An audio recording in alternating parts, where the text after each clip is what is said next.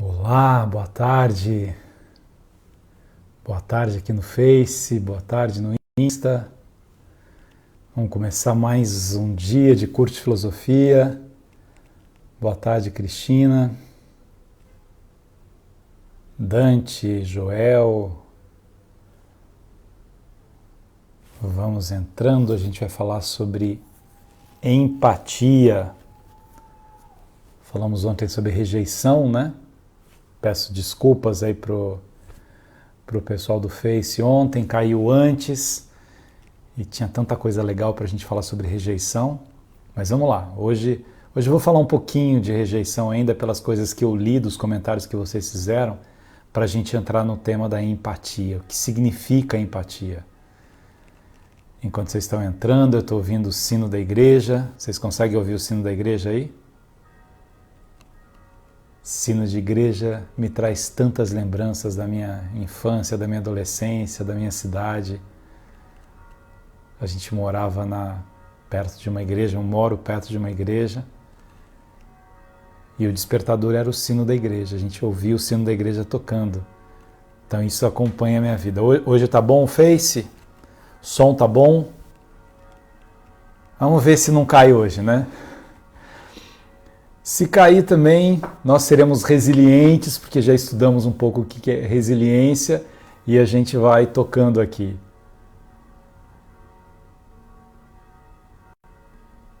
Estão ouvindo, né? Então vamos lá. Para começar a falar sobre empatia, que é um tema muito atual, mas que eu vou usar um pouco os pensadores greco-romanos, eu assisti um filme ontem que chama O Milagre da Cela 7. Vocês já viram esse filme? Anotem aí para vocês verem, está na Netflix. O Milagre da Sala 7. E muito tocado por esse filme, porque é uma história muito triste. O começo do filme, vocês vão desistir do filme.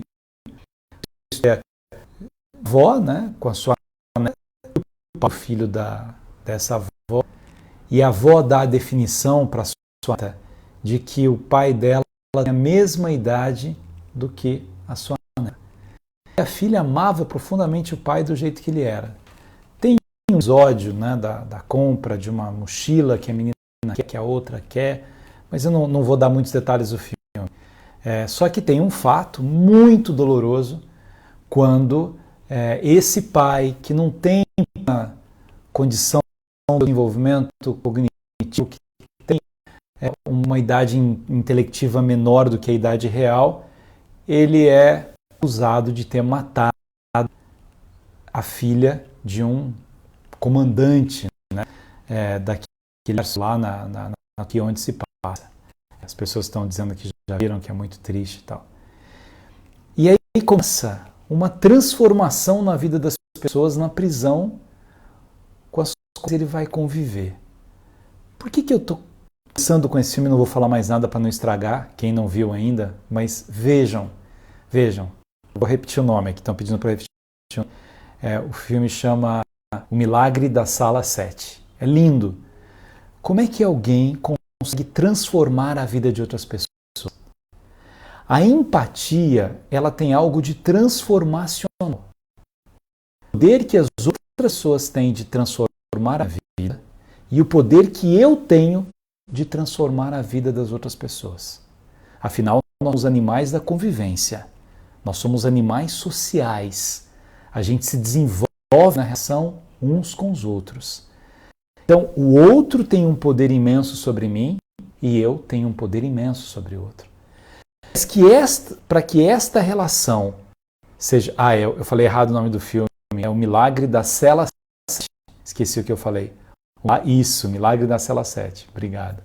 O Milagre da Cela 7. Que ótimo, olha, muita gente já viu, já chorou com esse filme. Então quem não viu, veja.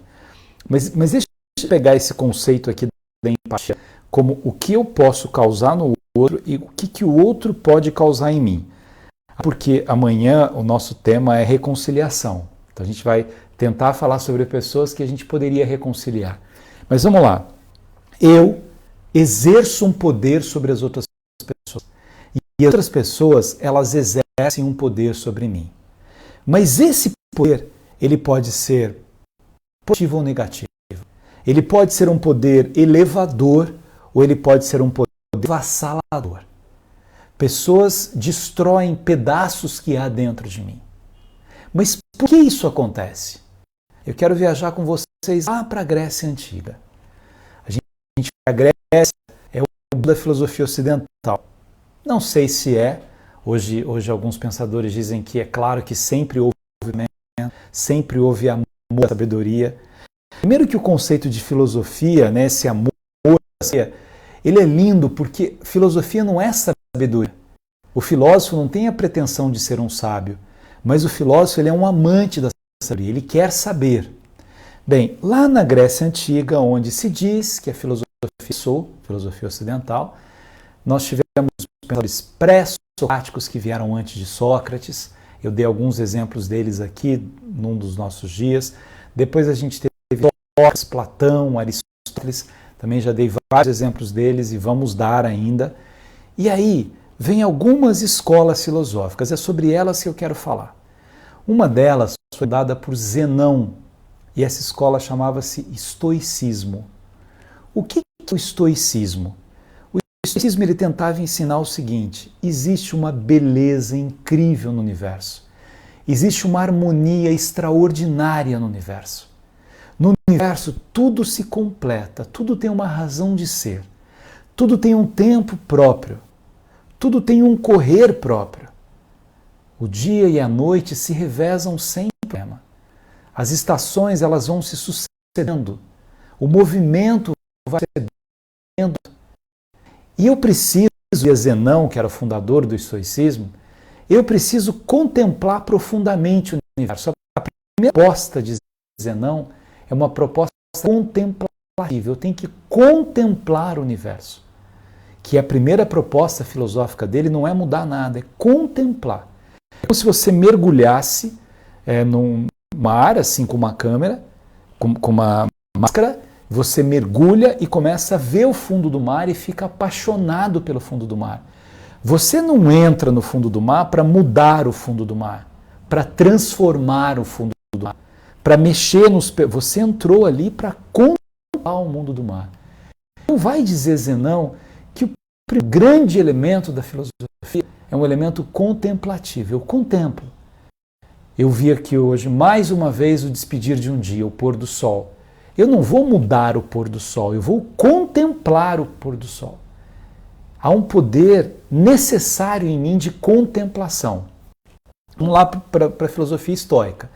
Depois dessa contemplação, diz ele, começam os meus julgamentos.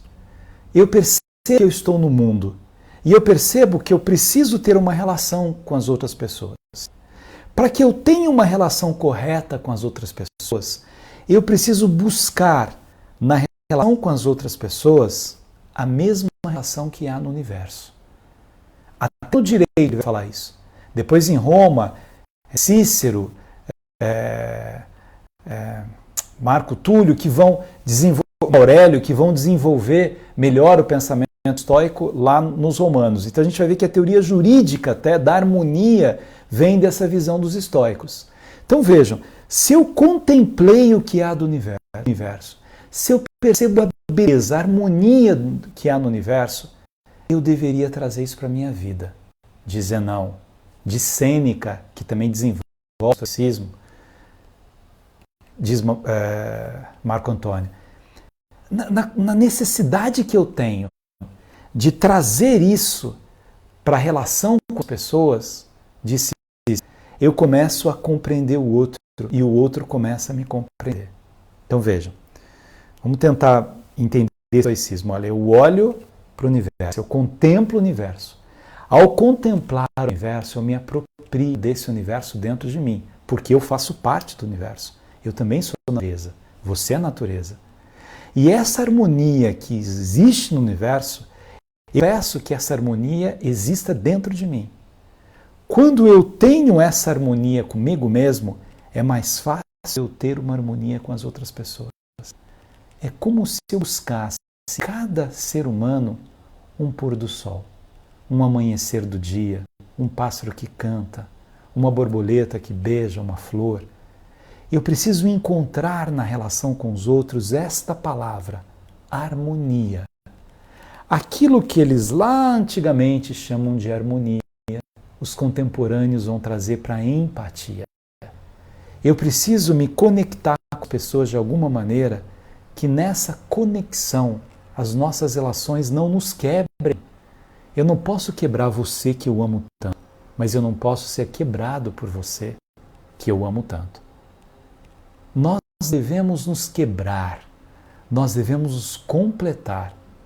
Mas nessa completude, vão dizer os estoicos, é fundamental que eu deixe de lado a espera, o futuro e as tormentas, o passado. Amanhã a gente vai falar de reconciliação. Reconciliação está ligado a alguma coisa do passado. Quando eu vivo do passado, dizia Cícero, eu vivo atormentado, porque é alguma coisa atrapalhando a minha cabeça. Porque eu estou vivendo aquele passado. Se eu vivo o futuro, eu desperdiço a grande oportunidade da minha vida, que é a completude do instante, do presente. A minha relação com o outro também se dá na beleza desse presente. Eu preciso estar com quem eu estou naquele momento presente, sem ficar julgando demais o passado, sem ficar esperando demais pelo futuro. Eu preciso viver o momento em que eu estou vivendo. E aí vocês vão dizer assim, mas há muitas pessoas que causam muita dor em mim, causaram muita dor em mim. Como é que eu vou esquecer do meu passado? Você vai esquecer do seu passado. Seu passado faz parte de você.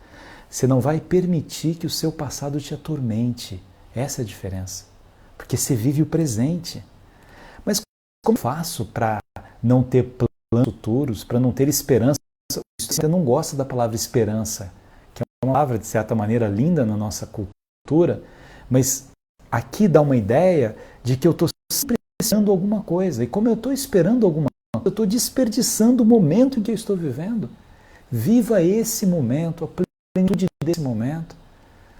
Se conecte com você mesmo para que você consiga se conectar com o outro.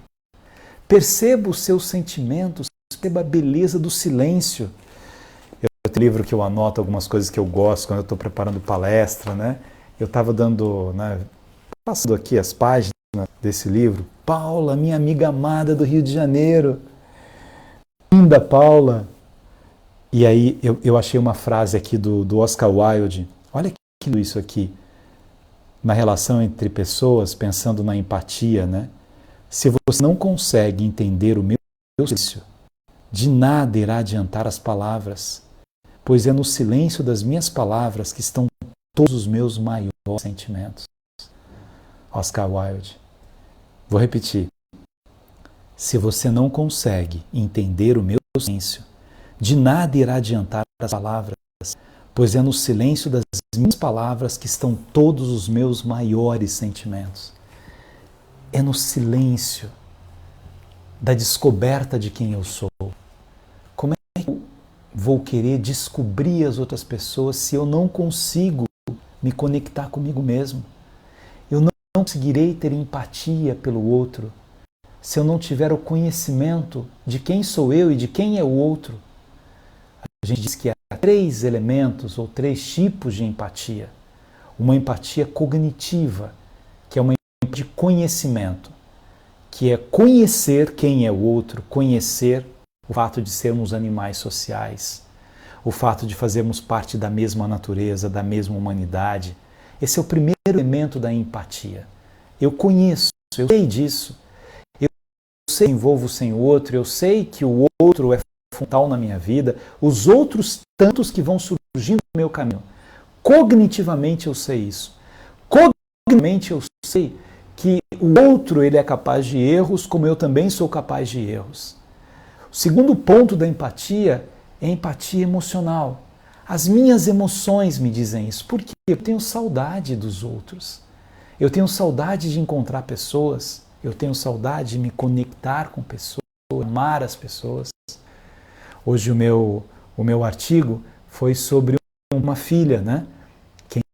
quem não leu está aí no Face, mas é uma filha que está vendo brincar com o pai nesses tempos de pandemia. O pai está trancado dentro de casa, trabalhando dentro de casa, está produzindo, enfim, tá uma reunião, e vem a filha para brincar com o pai, e aí o pai fala assim, brincar com a sua mãe, e para de olhar para a filha. E aí fica olhando naquela reunião para que aquele olhar da filha deixe de incomodá-lo. De repente ele tem uma crise de consciência, por que, meu Deus do céu, minha filha é a pessoa mais importante da minha vida, desviei o olhar da minha filha, por que eu fiz isso? E aí tem um anoitecer, tem um amanhecer, ele vai tomar café com a filha, e aí vai a minha crônica. Mas eu estava no hospital, fui visitar minha mãe, e aí estava conversando com o médico, a gente começou a falar de filosofia, com o médico, enfermeira, a mãe está sendo muito bem cuidada, graças a Deus. Aí uma médica dizendo para mim, né, que a mãe dela vai fazer aniversário, e a mãe dela falou, aliás, o Dia das Mães, né, tá chegando o Dia das Mães, e ela falou para a mãe, o que a senhora quer de presente? E ela falou, filha, o que eu quero você não pode me dar. Aí eu falei assim, nasceu a minha crônica já do Dia das Mães, vou escrever sobre isso. Porque a filha trabalha na área da saúde, ela corre mais riscos por trabalhar na área da saúde, a mãe, ela não pode beijar a mãe, pode abraçar a mãe, ela não pode estar com a mãe, e por isso a mãe deixa nas entrelinhas isso. O que eu quero você não pode me dar. Mas há tantos momentos em que a gente pode dar tantas coisas e a gente não presta atenção nelas. Nas coisas mais significativas da nossa vida. Como é que eu posso cultivar dentro de mim esse olhar diferente para o outro? Os julgadores, e eu disse sobre esse filme para vocês assistirem, porque o julgador é um horror do filme. Geralmente os julgadores são pessoas que têm pouca compaixão. Não quero falar mal dos juízes em geral, desembargadores, pessoas muito sérias, mas quando a gente olha os grandes julgamentos da história, há muitas injustiças na justiça. Muitas. Jesus foi condenado injustamente, Joana d'Arc foi condenada injustamente, Gandhi várias vezes foi condenado injustamente. Bem, e aí vai. Muitas pessoas são condenadas injustamente por pessoas que, em certa forma, estudaram a justiça. Agora imagine, já que a gente está fazendo empatia, sobre empatia, quantas pessoas você condena injustamente? Pessoas que você não conhece, pessoas que você não sabe onde é que moram os sentimentos dela e você está condenando injustamente. É o contrário da empatia. O julgamento, a condenação do outro é não ser empático com o outro. É porque eu vejo um pedacinho da vida do outro e naquele pedacinho da vida do outro é que eu me concentro. Em alguma coisa que o outro fez e que eu achei incorreto, mas eu não conheço a totalidade. Vamos voltar para os estoicos, nossa filosofia? Vamos lá. Zeno dizia o seguinte, antes de você compreender a relação sua com as pessoas, compreenda a sua relação com a perfeição do universo. Há uma harmonia do universo. Não há briga no universo. Não há briga. Você já viu o sol brigando com lua, com estrela, com água que cai? Não tem briga. O universo é um todo harmonioso. Se você dizer não, acho algumas coisas feias do universo, exemplo da juba do leão, da baba, não vou pegar os exemplos dele aqui, mas eu posso achar uma barata feia, eu posso achar um rato feio. Assim, você só vai achar o universo feio quando você se prender a alguns detalhes muito específicos do universo. Quando você consegue olhar o universo como um todo, você não vai achar o universo feio. Pelo contrário, o todo do universo tem uma harmonia impressionante. Você só vai julgar as pessoas quando você se prender a pequenos detalhes das pessoas. Aí você acha a pessoa feia. Você acha a pessoa feia por uma palavra mal colocada dela, por um não que ela deu para você. Olha, na nossa imaturidade, a gente quer que todo mundo diga sim para a gente o tempo todo. E a vida não é assim. O não é fundamental. E muitas vezes, muitas pessoas frustrarão as nossas expectativas. Por isso, diria Cícero, não tenha expectativas. Ame expectativas.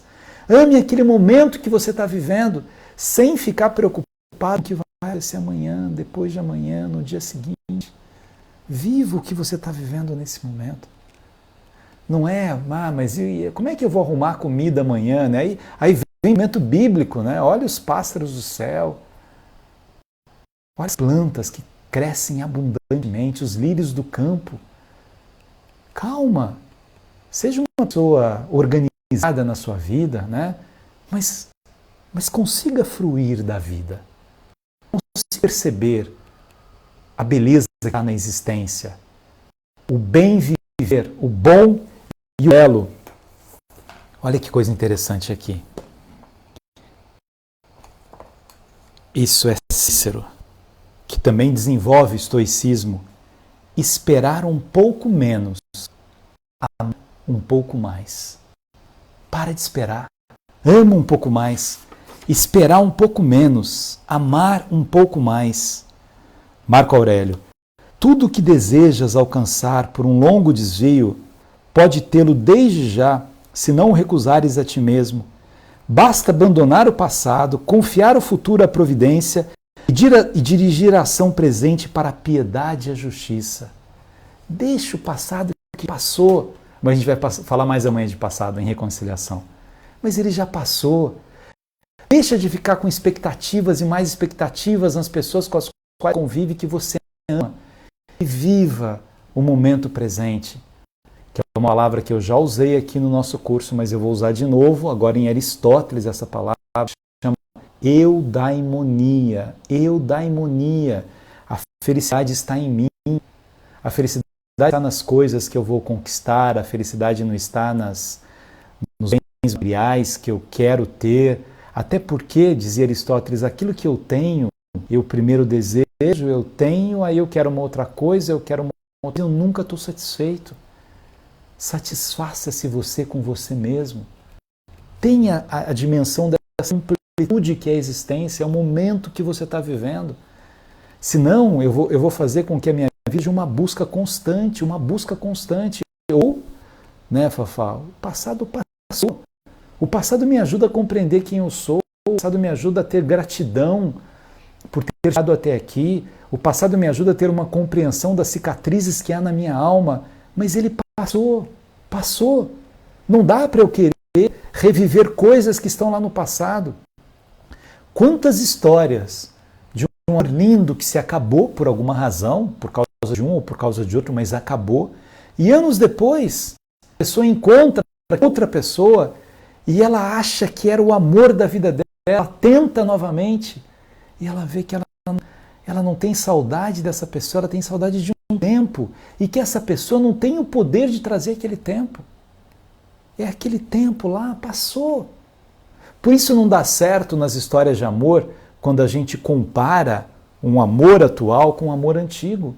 Amor, foi lindo, que ótimo, que bom, foi lindo, foi maravilhoso, foi um tempo incrível da minha vida. Só que aquele tempo não tem volta.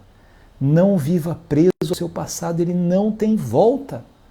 Eu falo isso para vocês e o que eu falo, eu leio e falo para mim também. Eu estou quase no dia do meu aniversário, né? 30 anos, hoje, 30 anos, dia 30 de abril, que 30 anos? 30 e um pouquinho, né? Mas hoje eu estava lá com a minha mãe e aí, assim, tem um acordo triste, eu sempre tenho essa coisa assim, queria tanto que meu pai estivesse aqui. Meu pai está em mim de alguma maneira. Mas claro que é bonito eu me lembrar das pessoas que eu amei, que eu amo e que foram lindas na minha vida. Mas o tempo com elas não depende de mim que ele ficasse estacionado. Sabe o que o Cícero diz no Isso? Epíteto diz também que o ser humano ele busca muito eternizar-se, né? Na verdade, todo o nosso sofrimento está ligado ao fato de que nós vamos morrer, nessa visão dos estoicos, os gregos todos, né? Os gregos estão muito preocupados com a morte, por isso eles começam a discutir a origem de tudo para tentar entender para onde nós vamos. Desconectado um pouco do pensamento religioso, né? Que eles estão tentando fazer uma filosofia e tentando racionalizar, se eu entender de onde o mundo veio, eu posso entender para onde nós vamos. Então, eles têm medo da morte. Mas a morte, a gente morre sempre. né? Cada dia morre no dia seguinte, cada instante morre no instante seguinte, né? Mas como é que eu faço para eternizar isso? Já que eu quero ser eterno, eu adoraria ser eterno. Hannah Arendt, que é uma grande pensadora alemã, quando ela explica os gregos, ela fala assim, olha, eles chegaram à conclusão de que para se eternizarem tinham dois caminhos. Um era ter filhos, então a procriação era uma maneira de eternizar, e a outra era os feitos heróicos. Por isso que os gregos gostam muito de falar, né, dos grandes heróis que eles tiveram. O discurso edíctico era discurso de louvação, os romanos faziam isso também. Então eram os dois caminhos. Mas diz a Hannah Arendt, aqueles que tinham filhos para se eternizarem, eles percebiam que eles eternizavam a espécie, procriaram, mas não a si próprios. Eles conseguiriam se eternizar nos seus grandes feitos, mas não se esse grande feito fosse na vaidade, mas o grande feito de humanidade. E o maior grande feito de humanidade, dizia Hannah Arendt, que fez a sua tese de doutorado sobre o amor em Santo Agostinho, é o amor. E a empatia é um amor concreto na minha relação com o outro. Quem ama se coloca no lugar do outro. Eu vou repetir essa frase aqui que eu falei para vocês. Esperar um pouco menos, amar um pouco mais. Pensa nisso na com o amor da sua vida. Espera um pouco menos e ama um pouco mais. Espera que o outro mude um pouco menos. Espera que o outro te surpreenda. Você fala assim, mas é tão legal ser surpreendido, né? Você ganhar um poema, você ganhar uma cesta de café da manhã, um poema de amor, não é lindo isso? É lindo. Se isso acontecer, eudaimonia, celebre esse momento. Mas se você ficar na espera, você vai se frustrar muitas vezes. Talvez nessa espera houve reciprocidade, em outras esperas não. Então, anota aí no seu caderninho. Eu acho legal a gente ter caderno para anotar coisas bonitas. A frase, né, do estoicismo, esperar um pouco menos, amar um pouco mais. Esperar um pouco menos, amar um pouco mais. Isso é o segredo para que eu tenha uma relação melhor do que com o outro. Você já deve ter escutado, às vezes de amigo até, né? Não esperava isso de você. De filho para pai, eu não esperava isso de você. Eu acho até que eu devo ter dito isso de um aluno, alguma aluna, assim, nossa, eu não esperava isso de você. Mas hoje eu entendi que eu não devo usar muito essa frase. Eu devo amar mais as pessoas e não ficar esperando coisas delas. Nós não vivemos, né, a epopeia da perfeição. Ninguém é perfeito, Padim Cícero, né? Ninguém é perfeito. A gente deve viver essa capacidade sobre-humana de amar. Aí nós vamos perceber de fato o que é empatia, o que é me relacionar com o outro, o que é perceber o outro, o que é compreender o outro. Eu disse os 3 tipos de empatia, o cognitivo, o emocional e o compassivo, que é o terceiro tipo, que é a forma mais forte de empatia, que é aquilo que a gente traduz por compaixão. Compaixão. Estou pedindo para repetir essa frase? Espera aí, vamos lá. Esperar um pouco menos, amar um pouco mais. Estoicismo. É Cícero. Peraí, deixa eu ver se é do Cícero. Não, essa é de Sêneca. Cícero tem uma parecida, mas esperar um pouco menos, amar um pouco mais. Isso é... Então, para a gente encerrar aqui, né, os 3 tipos de empatia. Cognitivo. Eu sei que eu sou um animal social, que eu me relaciono com o outro, que o outro é importante para mim, que eu sou importante para o outro. Na verdade, isso, as empresas trabalham muito esse conceito do significado que é isso numa organização. Mas eu sei isso, cognitivo. Eu sinto isso, segundo empatia, emocional. Eu sinto em mim, porque eu sinto falta, eu sinto saudade, eu sinto necessidade, eu sinto bem. Eu me sinto bem quando eu amo alguém, quando eu compartilho com alguém os meus ideais, a minha vida. Eu me sinto bem fazendo isso. Então, primeiro, cognitivo, segundo, emocional e o terceiro, compassivo. Aí vem o forte da empatia. É eu sentir a dor do outro. é eu compartilhar a dor do outro. Um dos momentos mais bonitos para mim da vida, aliás, são momentos bonitos. Eu ia falar da história da pecadora, mas eu vou falar de uma outra história agora para falar da compaixão. A pecadora também é lindo, o não atirar a primeira pedra, né? Vocês conhecem bem esse momento, porque aquela mulher, ela não pede para Jesus, para que Jesus a defenda, para que Jesus a proteja. Aqueles homens já estavam com as pedras nas mãos, eles já iam jogar naquela mulher, porque ela enfrentou a lei, ela descumpriu a lei, ela foi pega em adultério. E Jesus não diz para ele, né, quando eles falam assim, mestre, ela foi pega em adultério, a lei manda apedrejar essa mulher. E ele não fala assim, não apedreja a mulher, nem cumpra a lei. Ele só ilumina a consciência das pessoas. Ele tem compaixão por aquela mulher. Quem não tem pecado, atire a primeira pedra. É um elemento iluminador para aquela mulher. Mas tem uma outra coisa, eu ia falar de uma outra passagem também que vocês, né, conhecem, do bom samaritano, que é lindo aquilo. Perguntam para Jesus, né, o que as pessoas deveriam fazer para serem salvas. Ele fala, ama a Deus e ama o seu próximo. E alguém fala, próximo? Como assim? Quem é o meu próximo? E aí ele conta a história daquele homem que está machucado, que sofreu, foi assaltado, enfim, está na beira de uma estrada. São duas pessoas muito importantes. Um sacerdote, que era um homem que entendia de religião, e um levita, que era um homem que entendia de lei. Os dois olham e não fazem nada. Aí passa um samaritano, que era um estrangeiro, que eles nem consideravam muita coisa, né, um samaritano. O samaritano vai e cuida daquela pessoa porque se coloca no lugar daquela pessoa.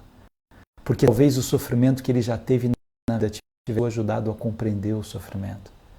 E ele cuida daquela pessoa, leva para a hospedaria, ajuda a melhorar. Quando ele vai embora, ele deixa um dinheiro para continuar cuidando dele, porque ele tem compaixão, que é o terceiro tipo de empatia. Primeiro eu sei, depois eu sinto, depois eu ajo. Na minha relação com o outro está de forma muito mais bonita. Bem, amanhã a gente continua aqui. Muito obrigado pelo de vocês. Hoje eu nem li muito o que vocês mandaram aqui de mensagem, fui me empolgando aqui. O estoicismo é muito bonito, né? Tem frases incríveis aqui. Eu uso com os meus alunos. Olha, tem um livro aqui que eu peguei.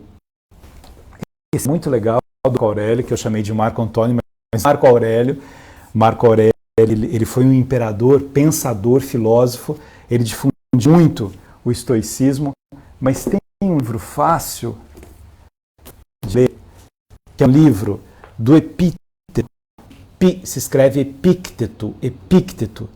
O livro dele chama Arte de Viver.